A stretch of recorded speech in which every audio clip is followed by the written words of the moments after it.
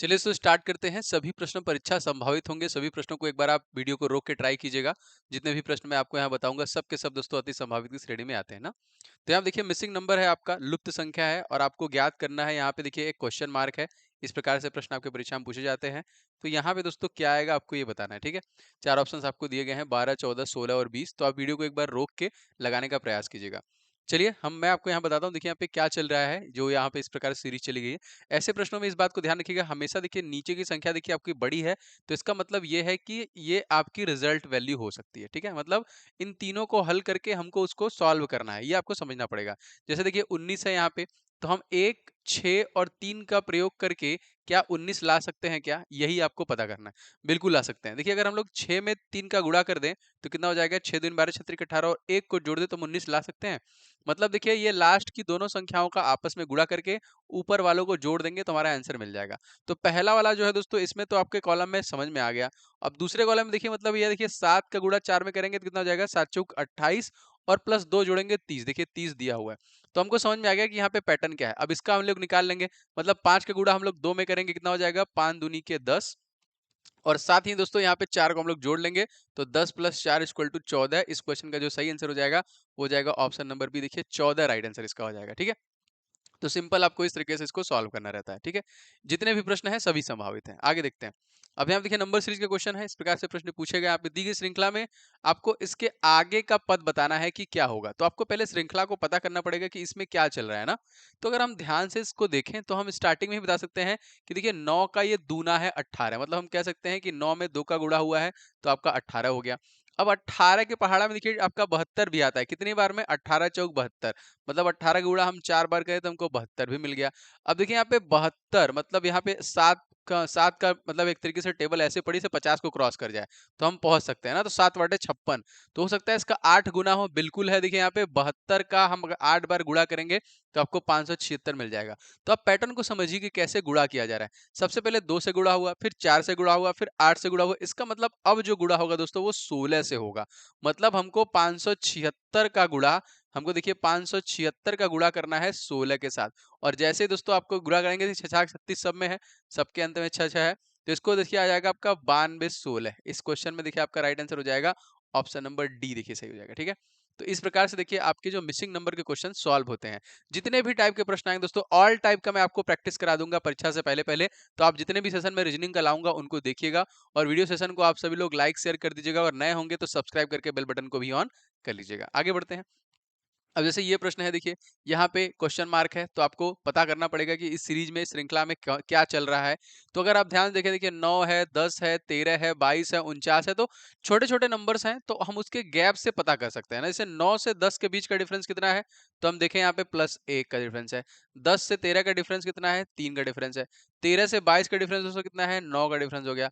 और 22 से 49 का दोस्तों डिफरेंस कितना हो गया, तो 27 का डिफरेंस हो गया। अब एक चीज देखिए, 3 त्रिक का 9, 9 त्रिक 27, क्या तिगुना वाला सिस्टम चल रहा है क्या, बिल्कुल चल रहा है। देखिए 1 3 3, मतलब यहाँ पे 3 का गुणा हो रहा है। सभी में देखिए 3 का गुणा हो रहा है। तो क्यों ना हम 27 में भी 3 का गुणा कर लें। देखिए 2 तिहाई 6, 7 त्रिक 21, मतलब 81, 60 और आपका 21। तो 81 में अगर हम 49 को जोड़ दें तो हमारा आंसर आ जाएगा। बिल्कुल देखिए यहाँ पे 130 जोड़ने पर आपका आ जाएगा। देखिए यहाँ पे 9 जोड़ेंगे 90, 9 4 13, 130। तो यहाँ पे राइट आंसर क्या आ जाएगा, ऑप्शन नंबर डी 130 इसका करेक्ट आंसर हो जाएगा, ठीक है। तो हूबहू इसी प्रकार से प्रश्न पूछे जाते हैं। आगे देखिए।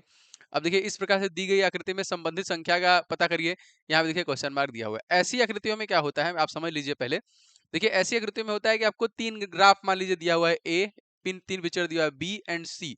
तो आपने कोई तरीका लगाया, क्योंकि तर्क शक्ति है तो आपने तरीका लगाया कि पहले में हमने पता कर लिया, तो वो सेम दूसरे में भी फॉलो होना चाहिए ना। बी में भी वही कॉन्सेप्ट फॉलो होना चाहिए, तब जाके आप तीसरे में अप्लाई करके आंसर निकालेंगे, ठीक है। तो देखिए यहाँ पे समझिए क्या हो रहा है। अब यहाँ पे देखिए क्या हो रहा है कि देखिए ये 144 क्या है, 144 अगर आपको पता है तो ये देखिए 12 का स्क्वायर है ना। हम देखते ही चीजों को समझेंगे जब हम ज्यादा से ज्यादा प्रैक्टिस करेंगे। तो आप लोग प्रैक्टिस करते रहिए। तो अगर हम 4 का 3 के साथ गुणा करें क्या मिलेगा, 12 ही मिलेगा। और इसका स्क्वायर कर दें तो 144 मिल गया। तो हमको पता चल गया कि ये ऐसा हो सकता है, आगे भी सेम होना चाहिए तभी हम तीसरे में अप्लाई करेंगे। तो अगर हम 11 9 का गुणा करें क्या मिल जाएगा, 99। 11 9 यानी 99। तो अब इस 99 का स्क्वायर करके देखिए आपको 9801 ही मिलेगा, मतलब ये क्या है, ये 99 का स्क्वायर है। तो हमको समझ में आ गया कि भैया दोनों में सेम चीज चल रहा है, तो अब 15 और 6 को जोड़ दीजिए तो कितना हो जाएगा दोस्तों आपका, सॉरी गुणा कर दीजिए, 15 छक्का हो जाएगा आपका 90। अब 90 का आप कर लीजिए स्क्वायर, 99 81, तो 8100 इस क्वेश्चन का आंसर आ जाएगा। मतलब इस क्वेश्चन मार्क वाले जगह पे 8100 आएगा, जो कि आपका ऑप्शन नंबर बी में दिया हुआ है, और यही इस क्वेश्चन का बिल्कुल सही आंसर हो जाएगा। समझ गए आप लोग? चलिए आगे बढ़ते हैं। अब देखिए यहाँ पे आपको श्रृंखला दी गई है, अगला पद बताना है यहाँ पे। मतलब 42 का किसी प्रकार संबंध जो है दोस्तों 20 के साथ है, उसी प्रकार आपको बताना है कि 64 का संबंध बनेगा कैसे, किसके साथ, और इसी के अकॉर्डिंग बताना है। मतलब जैसे रिलेशन इनके इनके बीच में है, सेम उसी रिलेशन को फॉलो कराना है आपको इसमें भी ना। बिल्कुल हो सकता है। चार ऑप्शन देखिए, 32 34 31 32 है। तो वीडियो को रोक करके एक बार आप खुद ट्राई कीजिएगा, फिर आंसर देख लीजिएगा।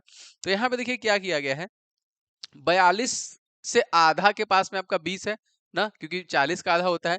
तो हम कह सकते हैं कि 42 डिवाइड बाई 2 माइनस 1 अगर हम कर दें तो हमको मिल जाएगा 20 मिल जाएगा। सिंपल कॉन्सेप्ट में अगर हम देखें तो 64 जो कि डिवाइड बाई 2, यहाँ पे सिंपल, यहाँ पे देखिए अगर हम करें इसमें तो हो जाएगा 32 माइनस 1, यही आपको करना है। मतलब 2 का भाग दीजिए तो कितना हो जाएगा, और 1 माइनस करना है, सिंपल यहाँ पे निकालना है। तो 31 इस क्वेश्चन में आंसर आ जाएगा, 32 में से 1 घटाएंगे तो 31 आ जाएगा, और यही कॉन्सेप्ट यहाँ पे लगाया गया है। दैट्स वाई इस क्वेश्चन का सी आंसर करेक्ट हो जाएगा। ठीक है, सेम कॉन्सेप्ट को यूज किया गया है। अगला क्वेश्चन देखिए। अब यहाँ पे देखिए है आपका वेन डायग्राम। इस प्रकार के प्रश्न 1 2 हमेशा रहते हैं परीक्षा में।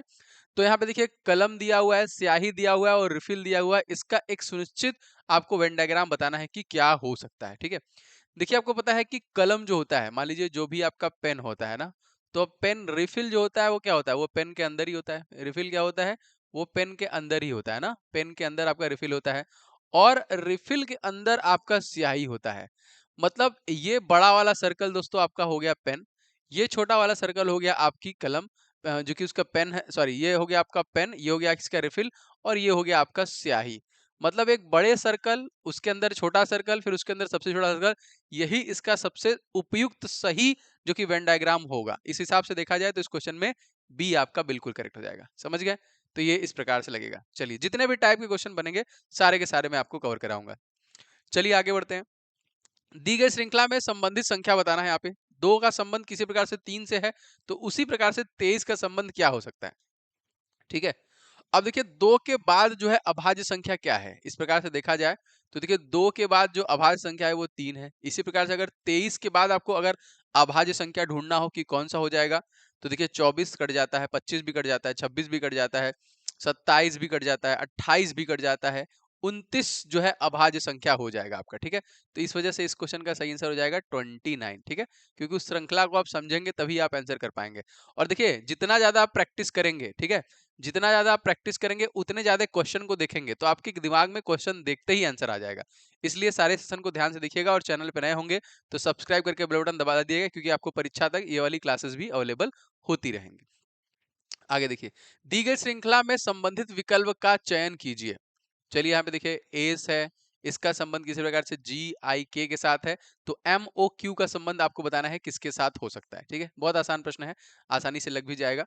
देखिए ए आपका सी है और ई है, ये किस प्रकार से संबंधित है, जी आई के, पहले इसका पता कर लेते हैं। तो देखिए ए अगर हम देखें आपस में, अगर हम इन सभी को देखें, इन सभी को आपस में देखें, तो ए बी छोड़ के आपका सी है, डी छोड़ के ई है, मतलब +1 का कॉन्सेप्ट यहाँ पे रनिंग है। ठीक है, 2 का कॉन्सेप्ट रनिंग है। अब इसी तरह ई के बाद एफ छोड़ के आपका जी से स्टार्ट हो रहा है ना, और इसमें भी सेम वही पैटर्न लग रहा है, आपका +1 ही लग रहा है। तो क्यों ना हम इसमें लगा के देखें। देखिए एम एन के बाद ओ दिया हुआ है, पी के बाद क्यू दिया हुआ है, और क्यू आर के बाद, देखिए क्यू के बाद आर आता है, इसको छोड़ना पड़ेगा जैसे हमने एफ को छोड़ा था, और आर के बाद क्या आएगा एस, तो एस से आपका शुरू होगा। ठीक है, फिर टी नहीं होगा यू होगा ना, क्योंकि टी को हमको छोड़ना है, हमको +2 कंसेप्ट लेके चलना है। तो एस के साथ यू किस ऑप्शन में दिख रहा है, ऑप्शन नंबर ए में दिख रहा है, और यही इस क्वेश्चन का बिल्कुल सही जवाब हो जाएगा। ठीक है, तो समझ गए आप लोग, इस वजह से ए आंसर सी हो जाएगा इसका। अगला देखते हैं क्वेश्चन। अब सेम इसी तरह इसको भी ट्राई कीजिए, लगाइए एक बार, फिर उसके बाद वीडियो को पॉज कीजिएगा, फिर देख लीजिएगा, और कमेंट आप लोग आंसर करते रहिएगा। अब देखिए सिंपल है, ए बी सी, अगर हम यहाँ पे इसको पहला दूसरा तीसरा माने ना, और यहाँ पे देखिए आपका हो जाएगा एक्स वाई जेड। ठीक है, तो यहाँ पे देखिए इसका संबंध 1 2 3 के साथ अगर हम करें, तो सेम आपको बताना है कि इस वाले के लिए क्या होगा। देखिए यहाँ पे एक्स वाई जेड ही है, और यहीं पे सेम कॉन्सेप्ट में ही है, तो क्या लगता है इस क्वेश्चन का आंसर? इस क्वेश्चन का आंसर आप सभी लोग कमेंट करके बताइए, देखते हैं कितने लोग के पास दिमाग है। अब कुछ लोगों का आंसर देखिए मैं बताता हूँ क्या-क्या हो सकता है। कुछ लोगों का आंसर ए आएगा और कुछ लोगों का आंसर बी आएगा। इन्हीं दोनों में आंसर है, ये दोनों आंसर कभी नहीं होगा, पहले बता देता हूँ। तो आप लोग अब बताइएगा अच्छे तरीके से एकदम सोच समझ के कि ए होगा कि बी होगा ना, कमेंट में सबका देखूँगा। आगे देखते हैं, मैं बताऊँगा इसके बाद अगले अगले वाली क्लास में मैं आपको इसके बारे में बता दूँगा। चलिए अगला क्वेश्चन देखिए, मूसक मनुष्य जीव जंतु, मूसक मनुष्य जीव जंतु, इन सभी ऑप्शनों में से क्या लगता है वेन डायग्राम किसका सही है? देखिए जीव जंतु के अंतर्गत मनुष्य और मूसक दोनों आते हैं, क्योंकि ये दोनों अलग अलग प्राणी हैं, लेकिन सब कैस्ट में आते हैं, हम लोग जीव जंतु के ही अंदर में आते हैं। तो ये डायग्राम कहीं दिख रहा है आपको इस प्रकार से डायग्राम हमको बस ओनली सी में दिख रहा है, तो इसको उत्तर कर दिए सी आपका सही हो जाएगा, ठीक है। अगर आप चाहें तो आप इसका पीडीएफ ले सकते हैं, और ये पीडीएफ में आपको जो हमारा टेलीग्राम है, डिस्क्रिप्शन बॉक्स में मैंने लिंक दिया हुआ है, आप वहां से जाके ले लीजिएगा। लिंक पे क्लिक करके, नहीं तो सर्च करने का भी ऑप्शन दिया है टेलीग्राम पे, सर्च करके तो मैं आपको पीडीएफ और इस चैनल पे आने वाले जितने भी पीडीएफ हैं आपको वहां पे अवेलेबल करा दिए जाएंगे। अगर ये सेशन आपको पसंद आया दोस्तों, तो सेशन को आप लोग लाइक जरूर कीजिएगा, शेयर कर दीजिए दोस्तों के साथ, और आपको परीक्षा तक क्लासेस मिलेंगी, प्रैक्टिस क्लासेस, जल्द ही लाइव क्लासेस भी आपके लिए दिए जाएंगे। तो मिलते हैं अगले वीडियो में, आपका दिन शुभ हो। जय हिंद।